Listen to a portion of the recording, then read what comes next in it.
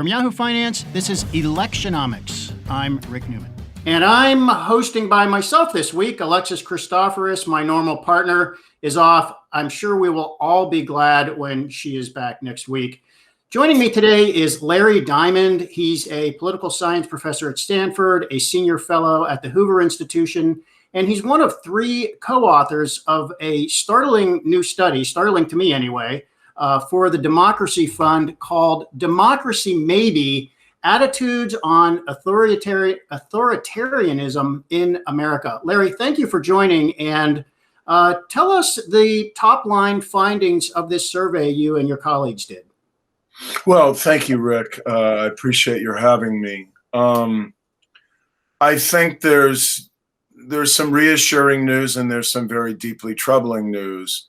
The reassuring news, Rick, is that if you look at just the superficial level of support for democracy as the best form of government, in the United States, you're talking about. In the United States, yeah, 75 to 80% of Americans consistently say democracy is very important.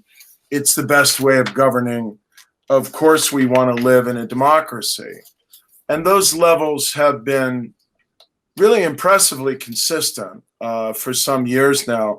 And certainly over the three surveys that we've done annually in 2017, 2018, and then this most recent survey was conducted at the end of the last year, 2019.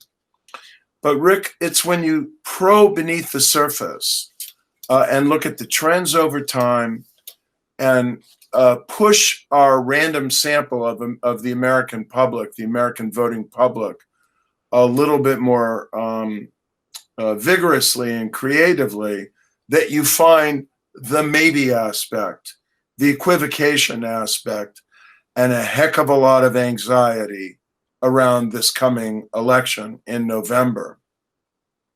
So I'll give you one element of the equivocation aspect. When you ask, do you think it'd be a good idea to be governed by a strong leader who doesn't have to bother with Congress and elections, which is an item that's been used in dozens of countries around the world to signal a readiness for authoritarian rule. You can say only a quarter of the American public would support that option, but first of all, that's not a trivial number. And second of all, when you look across the three surveys, because we're surveying people, the same people each year, so we can see how their attitudes change or not over time. You know, a third of the American public has endorsed that option in one of the last three surveys at least. And a quarter of the American public has endorsed the option of having army rule as an option for the country. And I could go on in these authoritarian options, but the other two things I'd say that really disturbed us are, first of all, that there's a lot of willingness to cut a president slack to act unilaterally if they think it's the right thing to do. And we never found, an absolute majority of the American public willing to say, no, the Congress has to be consulted here. The president can't act unilaterally in the various scenarios. Now, obviously, if there's a national emergency or we're attacked, that's one thing. But just to say, because the president thinks it's the right thing to do and have a plurality of the American public or a large minority support that, that's disturbing. Larry, let me just ask you to explain some of the terms here. So when you ask people if they approve of a strong leader, so some people might think a strong leader is like Ronald Reagan, somebody who seems competent and confident and in charge. But you are wording these questions in ways to signal an authoritarian leader, not just a strong, outgoing, confident leader, right? Right. And that's why we add on the words critical, who doesn't have to bother with Congress and elections. Now, does that mean shutting down the Congress? Does that mean canceling elections? We leave that vague, but we have found it to be an indicator. So before I go on to the elections, Rick, because we need to talk about how Americans are thinking about the November election and the scenarios we pose to them. But let's go on to Army rule. In previous surveys, we found that 18% of the American public, when they're asked, well, there are different ways of governing. What would you think about having the Army come in to rule? And you get almost 1 out of 5 Americans who say, yeah, that would be a good idea. We were kind of shocked by that. And so that's the latest result, or that's an earlier result? That is actually a result that we have had consistently across multiple surveys. Going back to when, more or less? Well, 2017, 2018, 2019. Okay. It's been 17 or 18% in each of the last 3 surveys. So actually, you know, I said to my colleagues, look, let's really press them on this. Let's add a question that says, look, this is the scenario we pose to you. The American military leaders suspend elections, close down the legislature, and temporarily take charge of government in order to address extreme corruption. Okay, so there's no doubt now we're talking about basically military dictatorship. And what do you think the percentage of the American public is that would support that? This is the one, I'm afraid it went up, didn't it? It went up, I think you said, from 18% to 24%. No. It didn't go up, but it didn't go down very much. Got it. So it went down to 13%. But here's something else that's troubling. If you want to view it this way, you could think of it as going up. 13% endorsed that unambiguously kind of military dictatorship question. And another 18% said they weren't sure if it would be a good thing for the country. So now you're around 1/3. Yeah, you're pretty close. That's 31% that didn't reject it. Huh. So let me, I want to spell out what the Democracy Fund Voter Study Group, these surveys are, because these are not, so, you know, people see political polls all the time, and usually it's a random poll, telephone poll of around 1,000 people. Yours is a different survey. So can you explain what's different about it? Well, what's different about it in part is that it has more people, but the two things that make it particularly different, Rick, are first of all that we're not asking mainly, although we do need to know, are you a Republican or a Democrat? Do you support Trump or, you know, a Democratic nominee? We're cutting deeper, as you can already see from the items we've discussed, to ask, what are your attitudes toward democracy? What's your level of confidence in the election? What would you be willing, what kind of scenarios would you be willing to support in terms of, you know, possibly defecting from democratic norms? And the second thing that makes this different is that we have interviewed people repeatedly over the last 3 years, the same people, so we can follow the consistency or alternation in their views over time. And it's also around 5,000 to 6,000 people, right? Yes, it's a larger sample than is frequently the case, though some national surveys on hot button issues will use a sample that large. And are these people, this is always an important question in political polling, people that you know are voters, or just a sample of the adult U.S. population?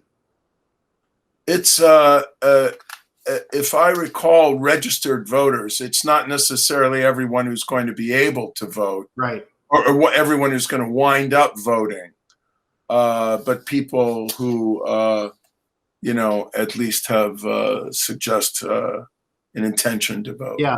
There's another, to me, startling finding out of this, which is that nearly 1/5 of people, of both Republicans and Democrats, say that they would support some level of violence after the November election if their candidate didn't win. Can you go into that?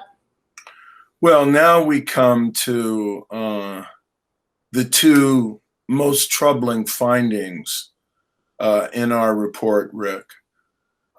First of all, we asked voters whether they would be willing to support or condone violence if their candidate didn't win the 2020 presidential election. The specific wording is, what would you think about if there were violence if the other party won the 2020 presidential election? Do you think there would be no justification for violence, a little justification, a lot of justification, or a great deal of justification? And the percentage of the American public who basically said there'd be a lot of justification was about 9 to 10% in each of the two parties. Interestingly, it was about the same for both Republican identifiers and Democratic identifiers. And then another 10% of respondents who identified as Republican or as Democrat, the same percentage in each party, said there would be at least a little justification for violence if the other party won. So you've got 1 in 5 Republicans and 1 in 5 Democrats who say in late November and early December of 2019, and I don't think the number is going to be lower right now, given everything that's happened, that if the other guy wins, there might be some justification for violence. And 9 to 10% who said, yeah, there'd probably be a lot of justification for a violent reaction. Now 9 to 10% may not sound like much, Rick, but we have 225 million adults in this country. And, my guess is, well, the numbers, probably roughly 40 million people who probably identify as Democrats, maybe another 35, 40 million who identify as Republicans. So we're talking about millions of people who think there would be a lot or a great deal of justification for violence if the other party wins. Well, I think I looked it up, I think 138 million people voted in the 2016 presidential election. So if you just took it of a percentage of people who voted, Right. that's 30-something million people. So to be very clear about this, the survey question was not, do you think it would be justified to commit violence? It was, would you support violence in theory committed by somebody else, right? It wasn't even that. It was, do you think violence would be justified? So it's really, would you sympathize with it? Would you condone it? So I want to be very careful here. Our assumption is that only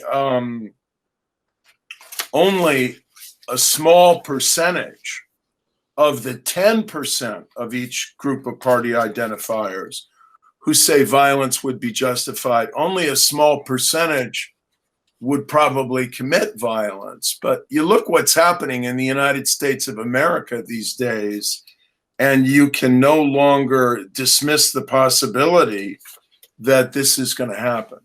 So let me have a bad election. Right. So let me ask you for some context here, Larry.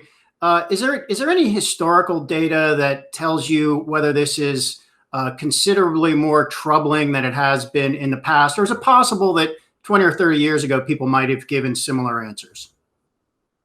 Rick, we don't know the answer to that question because, to my knowledge, this question has never been asked before. We wanted to get beyond some of the questions we've asked before and probe deeper, particularly given the acute levels of polarization we're seeing in the country now, which certainly are as strong now as they have been at any time in the past, as you know. So we're innovating here in question wording. The value of innovating is you get a new angle on what people think and what they might condone. The disadvantage is you have nothing to compare it to. I think your study says, and by the way, anybody can get this on the internet. I always encourage people to go find these, read it for yourself. It's called Democracy Maybe by the Democracy Fund Voter Study Group. Just do a web search and go find it. The study does, I believe, refer to some earlier limited, but there's some poll results on the question of army control, at least from the 90s or late 90s, right? Mm-hmm. Has that changed over time?